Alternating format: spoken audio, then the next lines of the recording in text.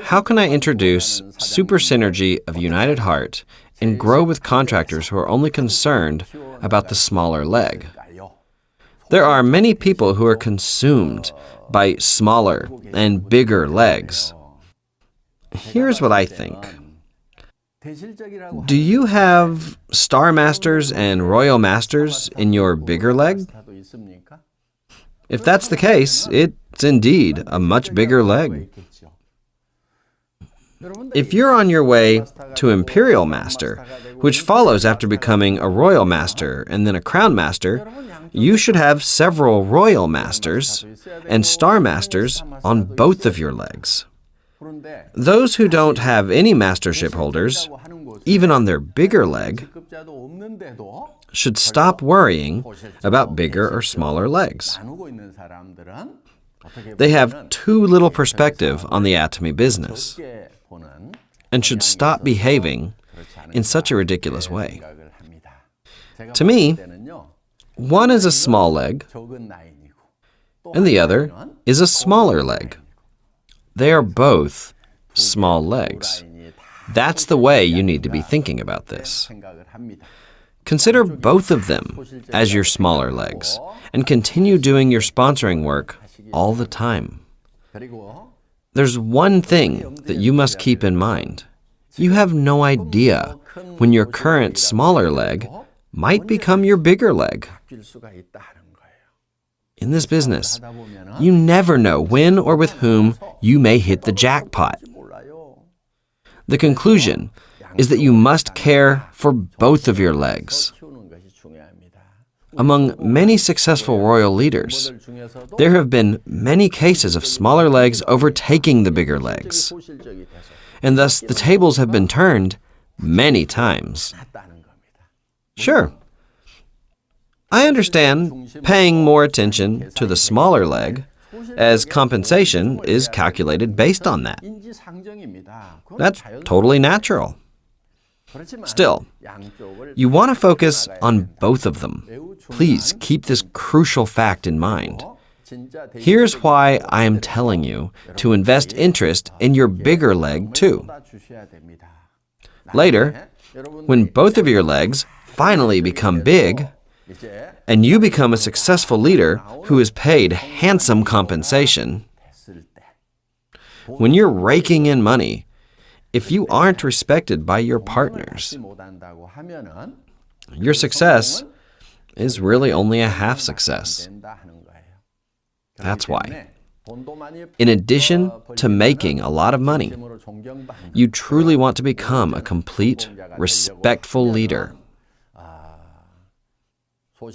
When both of your legs are still little, you should never neglect your bigger leg. Both your small leg and your smaller leg must be well cared for. Got it? All right.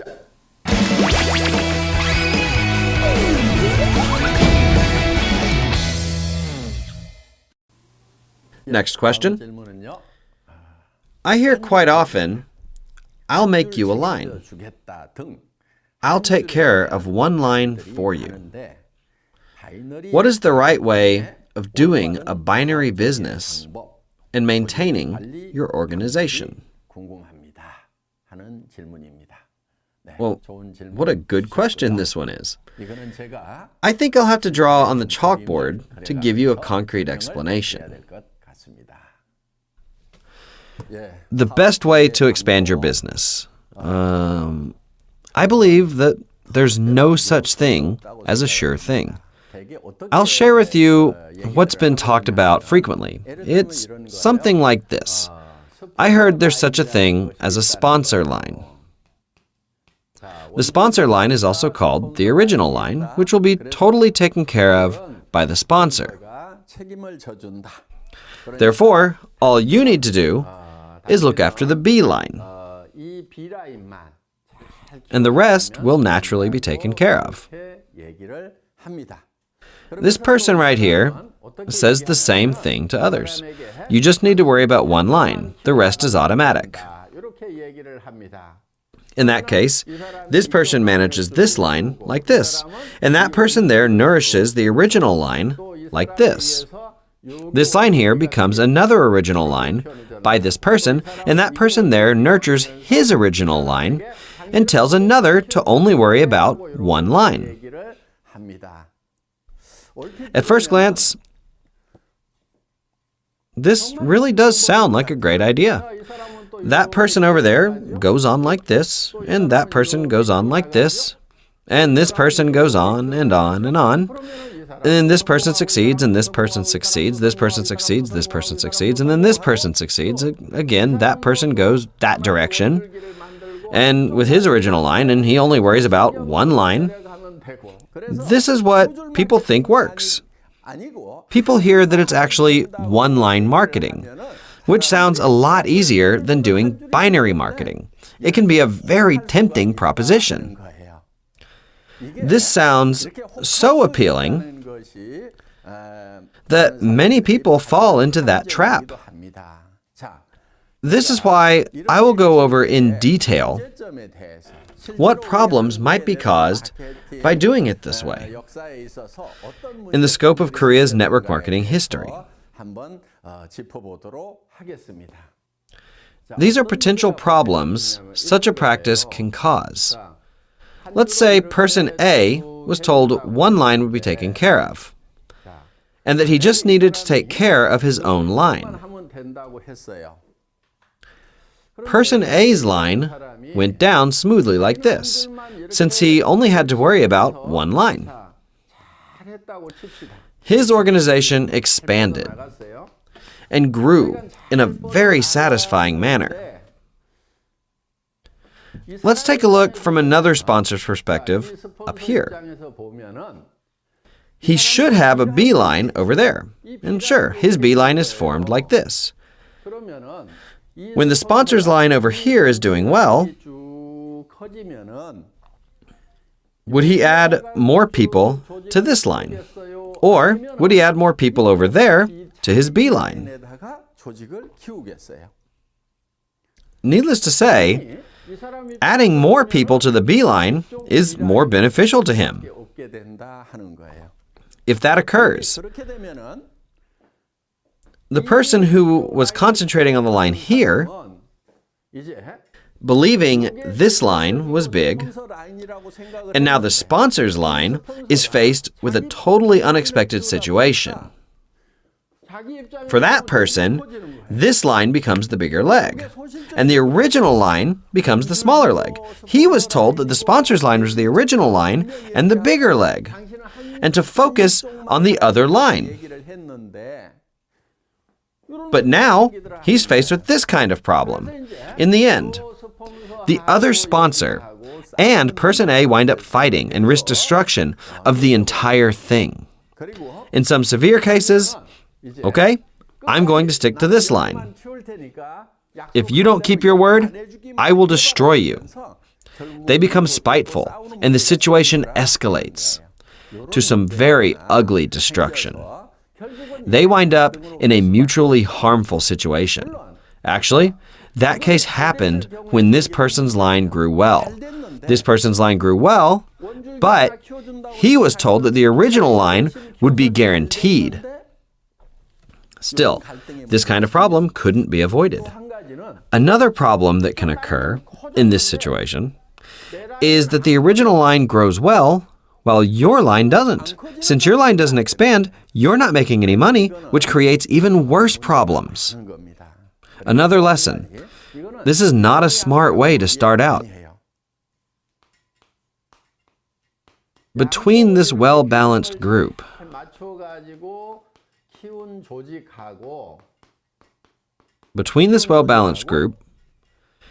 and this lopsided group over here,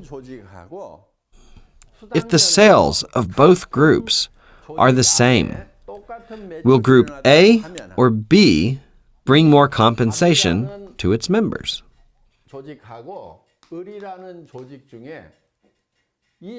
Members of Group A or members of Group B?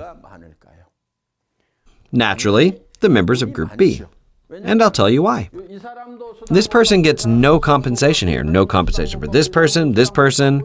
There are many people who collect no compensation here. In the meantime, this person is compensated and this person and so on.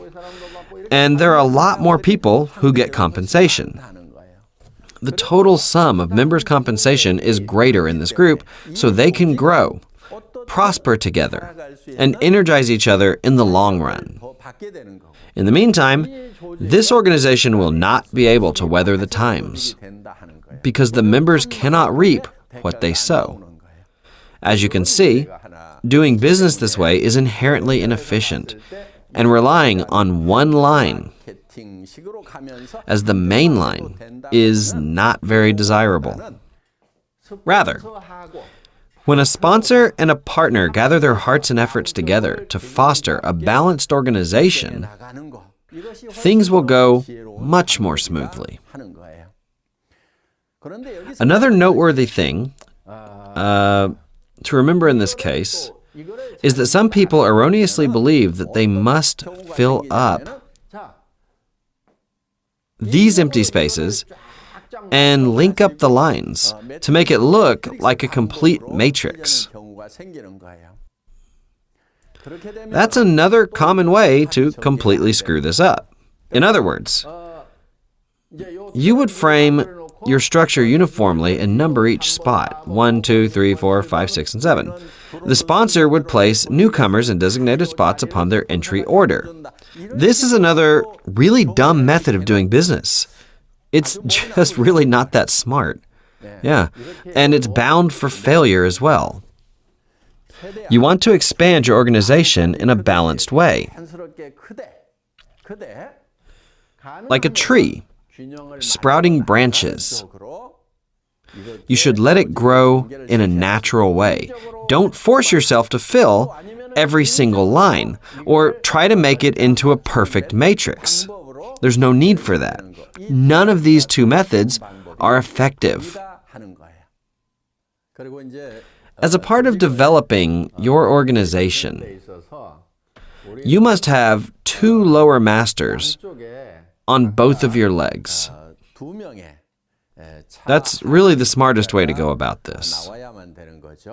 For example, on your way to Diamond Master, you must have a Sales Master here and another Sales Master here. And like this, you must have 2 Sales Masters on each of your legs. In the case of rearing 2 Sales Masters here and 2 Sales Masters there, you can get in big trouble if one of them decides they're going to quit. This is why you want to set up a goal of fostering and nurturing as many mastership holders as you possibly can. Here is what you should really be doing. Find about 4 potential leaders strategically in each line of yours and devise a plan to succeed together and develop teamwork accordingly. The same goes for this line as well. When it is going down smoothly, you would meet someone here and you meet someone there that you'd love to form a successful team with. You will want to create a certain chemistry amongst yourselves so that you can share the same path and objectives. That doesn't mean that it's okay to neglect and dump these people over here. I don't mean that at all. For this person to do well, this line of his should go smoothly down here, and that line over there must go down as well. I'd like to ask you a question about what you should be doing to help this person here and that person there succeed. You should be overseeing the entire network in a comprehensive way to make this go round. However, once your organization is running, things can get too overwhelming for you. That's when the Atomy success system comes in handy.